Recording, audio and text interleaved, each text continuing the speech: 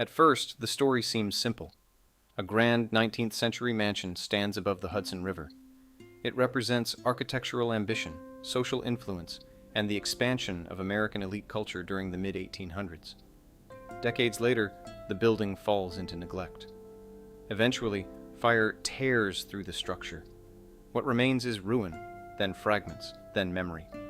But the closer historians look, the less simple the story becomes. Because when a building disappears through destruction rather than preservation, something unusual happens to the historical record. Documentation does not vanish all at once. Instead, it breaks unevenly. Some evidence survives, some is lost, some is repeated so often it begins to feel more solid than it really is, and slowly, the building becomes less a structure, and more a reconstruction assembled from whatever pieces remain. This is the condition that defines Wyndclyffe, once one of the most recognizable early Gothic Revival estates along the Hudson River in Rhinebeck. Today, Wyndclyffe exists primarily as a ruin and a narrative problem. The house was widely photographed in the 19th century. It appeared in travel writing and architectural commentary. It became associated with the romantic image of the Hudson Valley landscape. Dramatic, elevated, picturesque. Its silhouette helped define how visitors imagined the region's elite country houses. Yet when fire damaged the structure and decades of exposure accelerated its collapse, the physical reference point that once anchored interpretation began to disappear.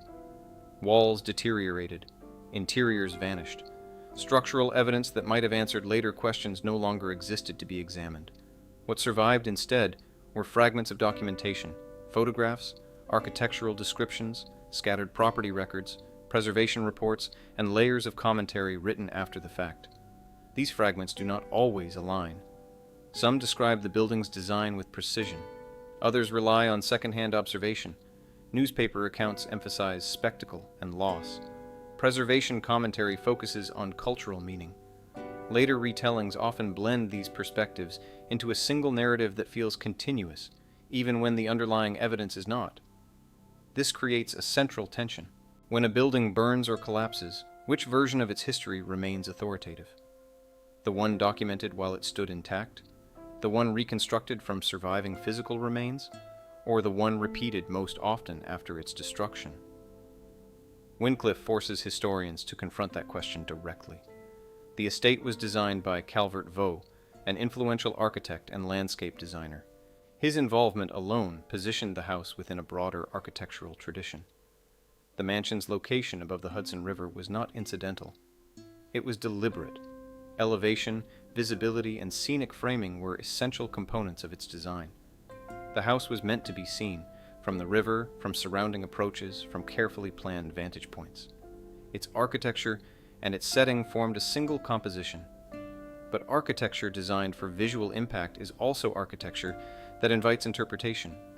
Even before its destruction, Wyndclyffe had become part of the cultural imagination of the Hudson Valley. Writers and visitors described it not only as a residence, but as an emblem of aesthetic ambition and social visibility.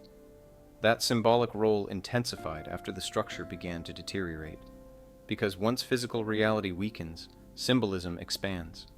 Today, local historical collections attempt to reconstruct what the building was, how it changed, and what its destruction means. But reconstruction is not the same as continuity. Each preserved photograph captures only a moment. Each written description reflects a perspective. Each preservation report interprets evidence that may already be incomplete. And this leads to the central question that shapes Wyndclyffe's entire story. When the building itself is gone, or reduced to fragments, what evidence is strong enough to protect the truth? Because once fire, neglect, and time remove the structure, history no longer rests on stone and timber. It rests on interpretation, and interpretation is never perfectly stable. Which means the story of Wyndclyffe does not begin with its destruction. It begins with the moment the house was first designed to be seen and recorded, in ways that would later determine what could be remembered and what could not. Wyndclyffe was not built quietly. It was not designed to blend into its surroundings. From the beginning, the house was meant to command attention, visually, architecturally, and socially. Construction took place in the mid-19th century. Wealthy families increasingly established country estates along the Hudson River. These residences were carefully staged environments. They combined architecture, landscape design, and scenic positioning. Wyndclyffe was one of the most dramatic examples. The house was designed by Calvert Vaux. His work helped define the visual language of American picturesque design. Vaux is often associated with landscape planning. His architectural projects reflected the same principles. Harmony with terrain, strategic placement, and visual perspective were key. At Wyndclyffe, those principles were expressed through elevation and exposure. The house stood on a commanding bluff overlooking the Hudson River. It was visible from a significant distance. The design was meant to dominate the surrounding landscape. Its Gothic Revival form reinforced the sense of vertical drama. This was architecture intended for observation. Wyndclyffe was built during an era of increased architectural documentation. The 19th century saw a rise in illustrated travel accounts and regional guides. Wealthy estates along the Hudson were described, sketched, and photographed. Wyndclyffe quickly entered that documented world. Visitors recorded impressions of its dramatic placement. Early photographs captured its silhouette against the river valley. Written accounts described its scale and picturesque character. The house became part of a visual and literary landscape. This documentation would later become critical. Even while the building stood intact, its public identity was being constructed. The estate was not only a physical structure, it was an image circulated through print, description, and memory. Ownership further shaped that visibility. The estate was originally commissioned by Elizabeth Schermerhorn Jones, a member of a prominent New York family. Her decision to construct such an architecturally assertive residence reflected broader patterns of elite country living during the period. Wealthy families along the Hudson sought not only privacy, but recognition. Their estates became markers of cultural presence as much as personal residence. Wyndclyffe's name itself entered public awareness through repeated mention in regional accounts. Its visual prominence ensured that it could not easily be ignored. Travelers along the river noted it. Writers referenced it. Over time, it became embedded in the identity of the landscape itself. Yet this early visibility also created a subtle vulnerability. Documentation captures appearance, but not always change. Architectural descriptions written during the building's early years tend to present it as stable and complete. They rarely anticipate deterioration, alteration, or loss.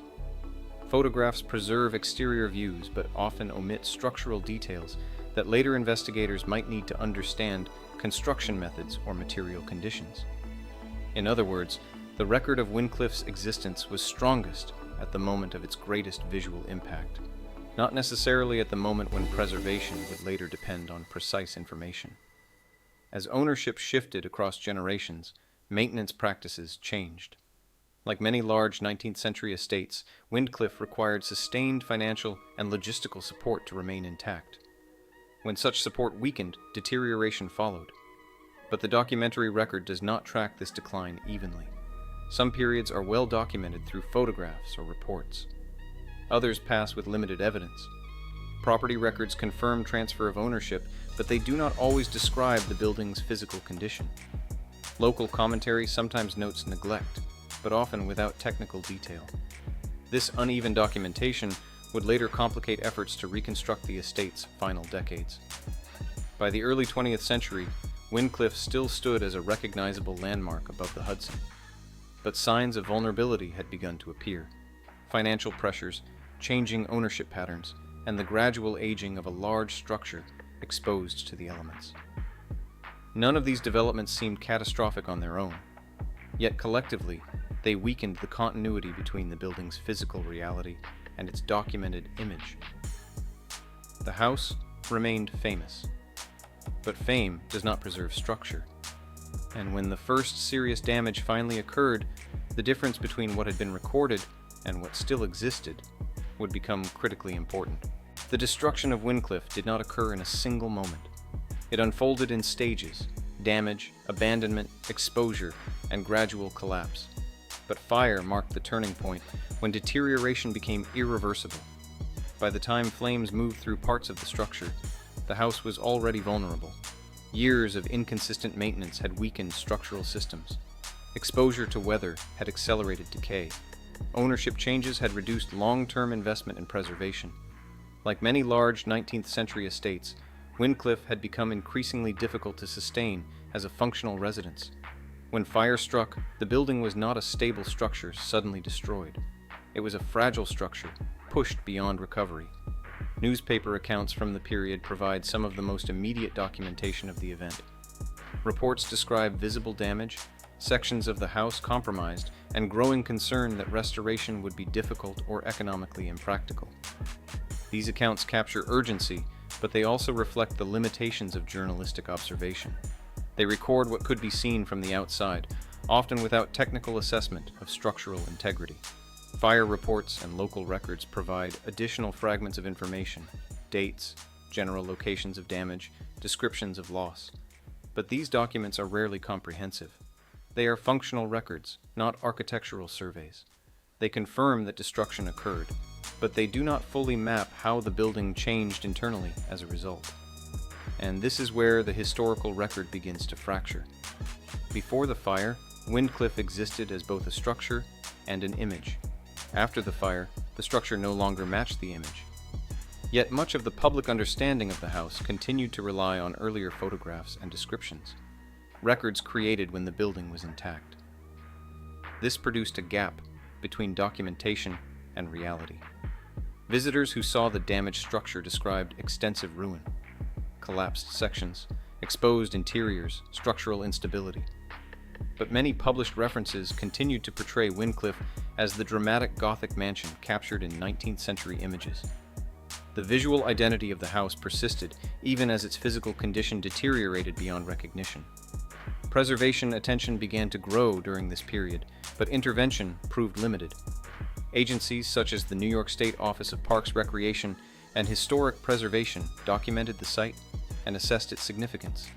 Yet preservation requires more than recognition.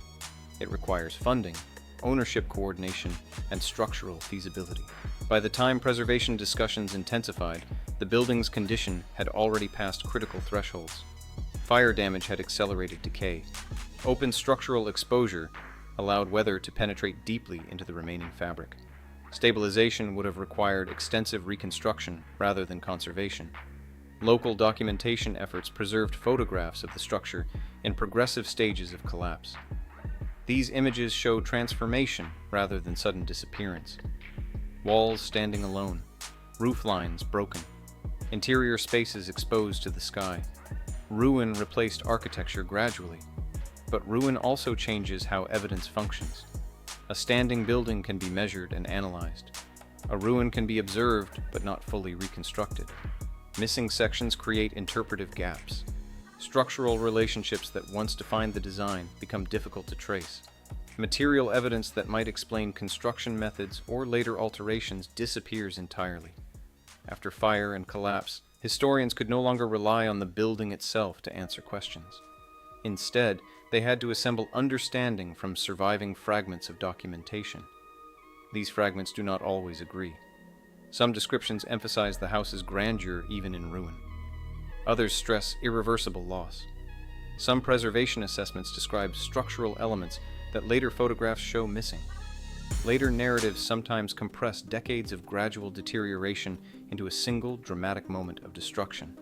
The more the physical structure disappeared, the more interpretation filled the space it left behind. And this leads directly to the central tension of Wyndclyffe's historical legacy. Once the building was no longer intact and no longer fully observable, what version of its condition became authoritative? The one recorded before the fire? The one documented during collapse? Or the one remembered afterward? Because, after destruction, history no longer rests on architecture alone. It rests on competing fragments of evidence, each incomplete, each selective, each shaped by the moment in which it was recorded. And that is where Wyndclyffe's story becomes less about what burned and more about what cannot be fully reconstructed. Today, what remains of Wyndclyffe is not a house in the traditional sense. It is a fragmentary presence, partial walls, exposed masonry, remnants of architectural form that no longer function as enclosed space. The structure that once defined a commanding Hudson River estate has become an incomplete physical record. and incomplete physical records do something unusual to historical truth. They shift authority away from material evidence and toward interpretation. While Wyndclyffe stood intact, its design could be examined directly. Its proportions could be measured. Its structural relationships could be studied. Even disagreements about its meaning remained anchored to something physically verifiable. After fire and collapse, that anchor weakened. Historians, preservation officials, and local researchers now rely primarily on documents, photographs, and layered commentary. Each of these sources preserves something real, but none preserves the building in totality. Every surviving record captures a moment, a perspective, or a specific condition rather than a continuous, stable reality. This creates an interpretive landscape rather than a physical one. Regional documentation efforts, especially those associated with local Rhinebeck archives and preservation surveys conducted through agencies like the New York State Office of Parks, Recreation, and Historic Preservation, attempt to assemble these fragments into coherent historical accounts. Architectural historians compare early photographs with later images of ruin. Preservation reports analyze remaining masonry. Property records track ownership and land use over time. But reconstruction is always partial. The original design by Calvert Vaux can be understood through drawings and descriptions, yet the lived spatial experience of the house, the relationship between interior circulation, landscape views, and architectural mass can no longer be fully recovered. Too much structural evidence has disappeared, and when evidence disappears, narrative becomes more powerful. Wyndclyffe is now frequently described as a symbol of Hudson River romanticism, of 19th-century wealth, of architectural ambition undone by neglect. These symbolic roles are meaningful, but they are interpretive. They emerge from cultural memory as much as from physical fact. Different observers emphasize different meanings. Some describe the estate primarily as an architectural achievement lost to time. Others frame it as a cautionary example of failed preservation. Some accounts highlight the drama of ruin itself. Others attempt careful archival reconstruction grounded in surviving documentation.